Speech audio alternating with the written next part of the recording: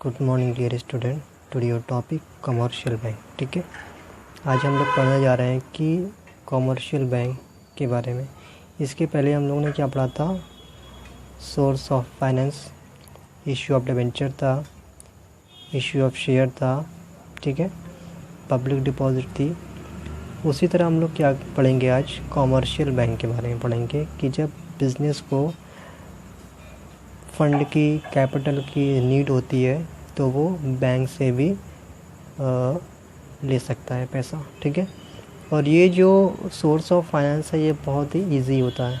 ठीक है, यहाँ पे आपको बहुत सारे प्रॉस्पेक्टर्स, ये बहुत ही टाइम टेकिंग की यहाँ पे जो प्रॉब्लम होती है, ये प्रॉब्लम यहाँ पे नहीं है। ठीक है, आपको बैंक से लोन लेना है, आप जाओगे कमर्शियल बैंक, कोई भी बैंक से, जो उसकी जो भी फॉर्मेलिटीज़ होती है उसको आप क्या करोगे?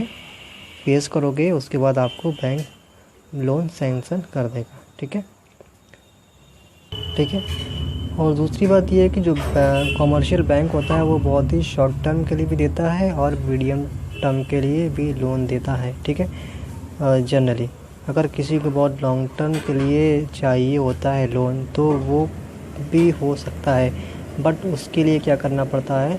उस कंपनी को या उस पर्सन को अगेंस्ट सिक्योरिटी डिपॉजिट करनी पड़ती है। ठीक है, नेक्स्ट हम बताने वाले हैं merits of commercial bank. Commercial bank की क्या क्या फ़ायदे हैं, क्या क्या मेरिट्स हैं इनकी। ठीक है, तो bank provide fund to firm as and when required. यहाँ पे कह रहे हैं कि जो बैंक है वो फर्म टू फर्म, और आपकी जब भी रिक्वायरमेंट होती है तो आप क्या करती हो? इसको इस कमर्शियल बैंक के थ्रू फंड या कैपिटल लोन ले सकते हो। ठीक है, यहाँ पे ये कोई रिस्ट्रिक्शन नहीं होती है कि आपका फर्म छोटा है या आपका फर्म बड़ा है। ठीक है, ऐसी कोई भी यहाँ पे प्रॉब्लम क्रिएट नहीं होती है। जैसे मान लीजिए आपको डिबेंचर इशू करने हैं या शेयर इशू करने हैं, तो डिबेंचर पब्लिक उसी का परचेस करेगी जिस कंपनी की या किसी बिज़नेस की जो रेपुटेशन होती है बहुत ही अच्छी होती है, उसकी गुडविल बहुत ही स्ट्रांग होती है, तभी उस कंपनी का लोग डिबेंचर हायर करेंगे या उसका शेयर हायर करेंगे। ठीक है, तब पब्लिक पैसा देगी और कंपनी के पास पैसा आएगा। ठीक है, बट कोई कंपनी है ऐसी है जो भी अभी स्टार्ट किया गया है, कोई उसके बारे में नहीं जानता।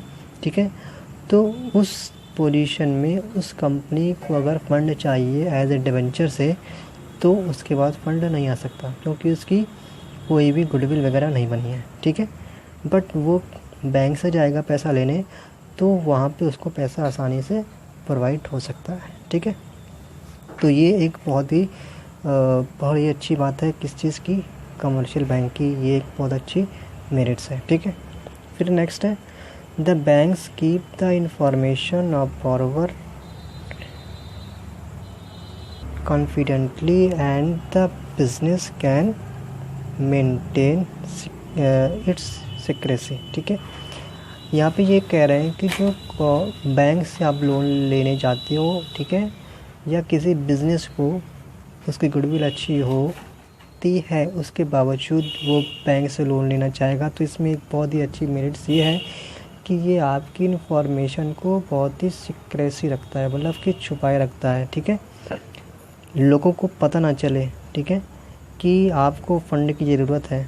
ठीक है, तो यहाँ पे बैंक क्या करता है? आपकी सारी इन्फॉर्मेशन को बहुत ही गुप्त तरीके से किसी को दिखाता नहीं है। ठीक है, जैसे हमको ही लोन चाहिए होता है तो हम क्या है, जैसे मान लीजिए डिबेंचर या इश्यू ऑफ शेयर, ठीक है, उसमें हम क्या करते हैं कि एडवर्टीज़मेंट करते हैं, लोगों को पता चल जाता है कि हमारी कंपनी को फंड की रिक्वायरमेंट है।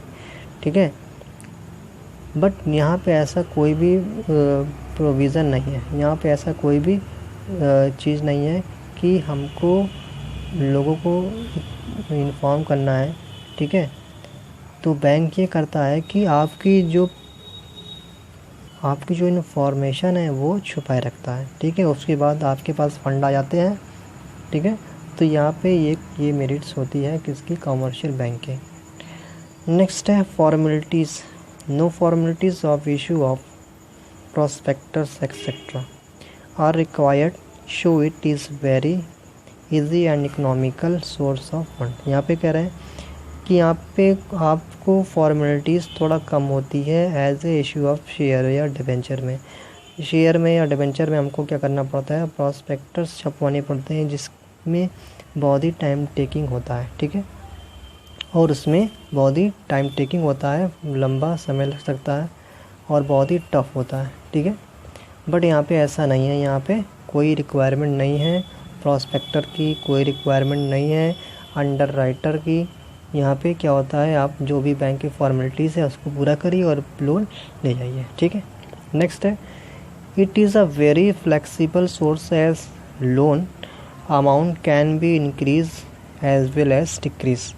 यहाँ पे क्या है कि फ्लेक्सिबल मतलब कि आप क्या करते हो कि आपके पास जब पैसे की रिक्वायरमेंट ख़त्म हो गई, आपने बैंक से लोन लिया, तो जैसे जैसे आपके पास पैसा आता जाए वैसे वैसे आप बैंक में जाके उस अमाउंट को डिपॉजिट करते जाइए, ठीक है। तो आपका जो अमाउंट है वो इंक्रीज़ एंड डिक्रीज़ होता रहेगा, ठीक है। आपको फिर ज़रूरत है तो फिर निकालिए, फिर आपके पास पैसा आ गया तो आप फिर से जमा कर दीजिए, ठीक है। यहाँ पे बहुत ही ईज़िली वे है, ठीक है। तो ये आपका हो गया क्या चीज़, मेरिट्स एंड कमर्शियल बैंक, ठीक है।